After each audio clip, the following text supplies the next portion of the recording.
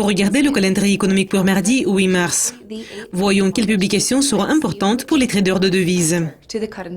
Le taux de chômage de la Suisse pour février est la première publication et elle va paraître à 6h45 du matin. Le taux de chômage désaisonnalisé reste au même faible niveau depuis 5 mois. La production industrielle de l'Allemagne pour janvier va suivre à 7 heures. En décembre, les données se sont affaiblies plus que prévu après une forte chute dans la production de biens d'équipement et de biens de consommation. L'indice des prix à la consommation de la Suisse pour février va paraître à 8h15. Le taux d'inflation annuel est resté inchangé en janvier. Le gouverneur de la Banque d'Angleterre, Mark Carney, fournira son point de vue bien entendu sur le débat en matière de Brexit à 9h15, lorsqu'il va témoigner sur l'appartenance du Royaume-Uni à l'Union européenne devant la commission parlementaire à Londres.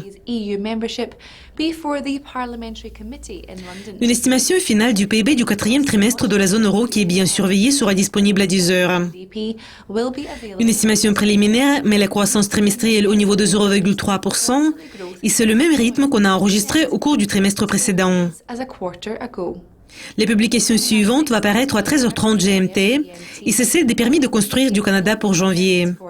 Le nombre de permis a rebondi en décembre, suivant une chute inattendue de 19,9% enregistrée au cours du mois précédent. La confiance de consommateurs de l'Australie pour mars va suivre à 11h30 du soir.